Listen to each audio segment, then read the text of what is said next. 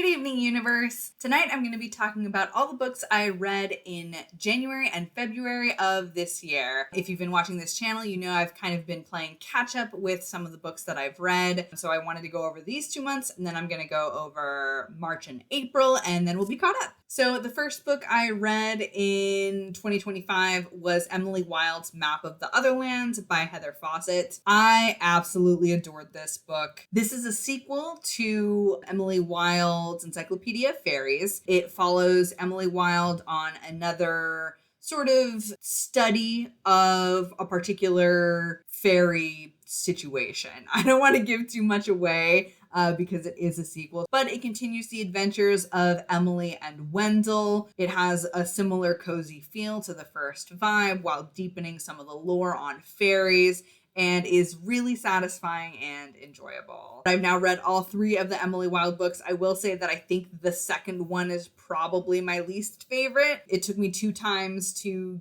really get into it. The first time it wasn't really working right for me, so I decided to put it down, and then I went back later, which is why I read it like a year after it came out. But then I ended up really enjoying it. It's just out of the 3, I think I like 1 and 3 just a little bit more than 2.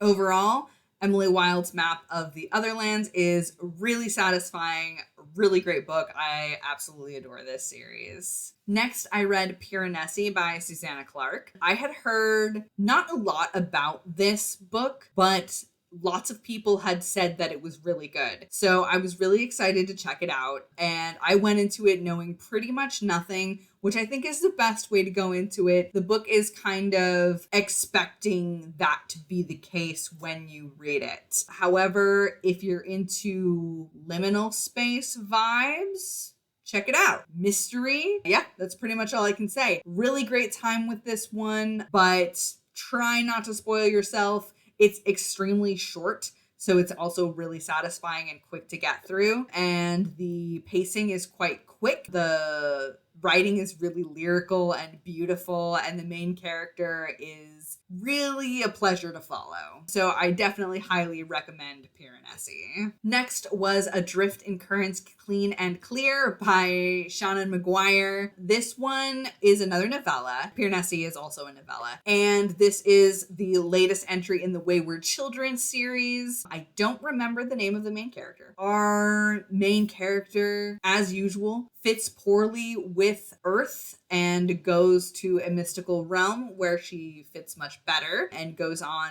beautiful adventures like underwater. There's different like layers of underwater, which was really cool. We have giant turtles, we have animal companions, loved all of that. Unfortunately, this one wasn't too much of a hit for me because it just felt a little bit more heavy-handed than I would like. It felt very in your face with the emotions and themes, and so I was a little bit irritated by that. But the otherworldly vibes were awesome. I loved the world that we went to. So that part was really satisfying, and if you just want it for the portal fantasy aspect, then I think it will be satisfying. However, if you want to discover the themes for yourself, it'll be less satisfying. And the final book that I read in January was Shadows of Self by Brandon Sanderson. This is book 2 in the second Mistborn series. So book 2 in era 2 of Mistborn. I really enjoyed this. Obviously, it's pretty deep in the series, so it's hard to talk about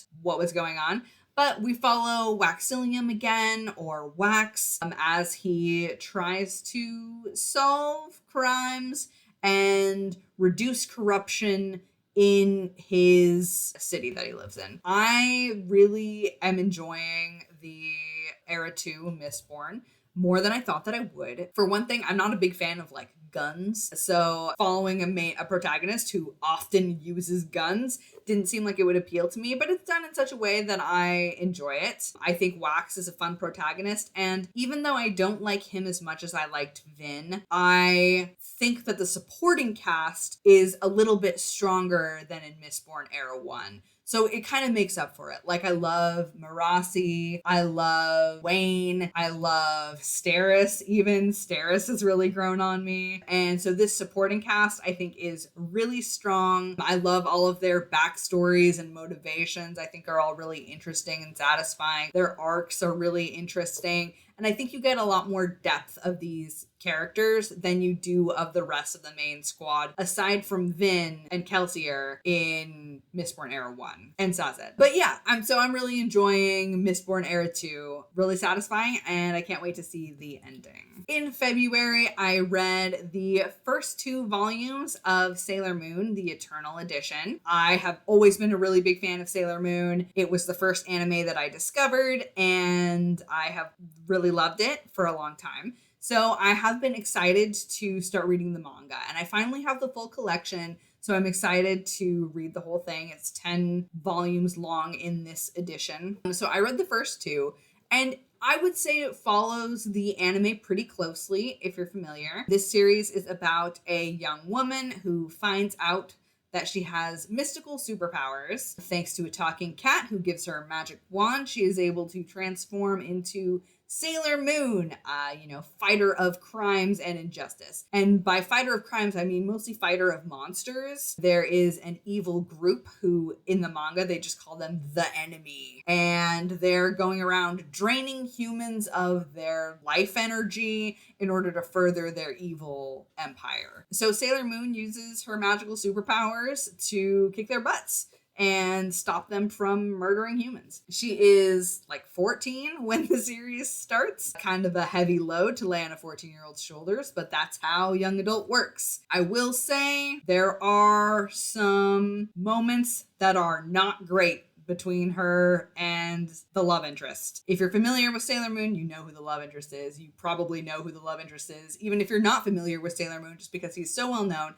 But just in case you're not, I'm not going to say it. But there are some not great interactions between them that I did not like. Other than that, though, really enjoying it. It's very fun to go back to this old series, and I'm really excited to see where it goes. Also in February, I read Blood Over Brighthaven by M.L. Wang, and I really enjoyed this. This is an indie book. Well, it was an indie book, and then it was picked up for traditional publishing. I have it actually right here.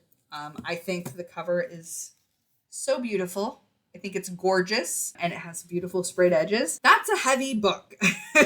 It's rough, not physically. I know I was just lifting it up, but no, it's a lot to process. The first chapter, I woke up at like 4 a.m. and I couldn't sleep. And I was like, I'm just going to do some reading. And I picked up Blood Over Brighthaven and I read the first chapter. And then I cried a lot and I set the book down and I took a couple days away from reading it. It will definitely hit you hard. Some of it is a little bit in your face with the themes that it's talking about, but not as much as some other things that I've read. And I thought it was really good. I thought the themes were really engaging and interesting. I really had a lot of emotions about the main character. Overall, fantastic book. I absolutely loved it. I want more fantasy like it.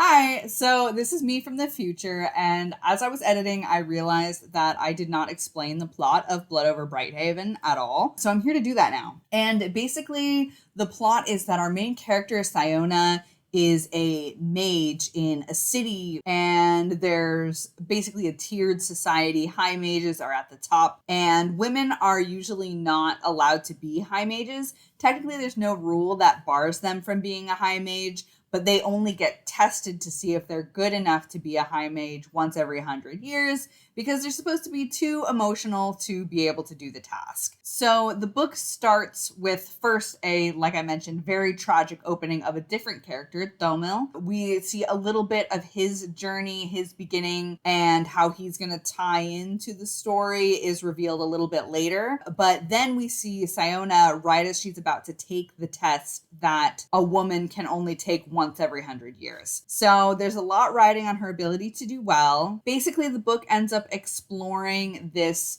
tiered society, and while Sayona deals with being a woman in this society, there are other elements of peoples who are suffering even more prejudice than what she suffers. So it kind of explores the different layers of prejudice in this society. And as Sayona learns more and more about magic and what it means to be a high mage, kind of discover some secrets about the society, and it's really engaging and really interesting the whole time. I loved the magic system. I thought it was really interesting and engaging. Sayona is she'll make you feel some things. She's a great character, and Domel is also amazing. Both of the main leads in this book are incredible. I highly recommend it. So that was everything I read in January and February of 2025. Overall, it's been a great reading year so far. I'm really enthusiastic about how this year is going. It's been awesome, and I can't wait to continue through the end of the year, hopefully with really good momentum. How's your reading year going so far? Hopefully it's also been good. Thank you so much for hanging out with me, and have a great night, universe.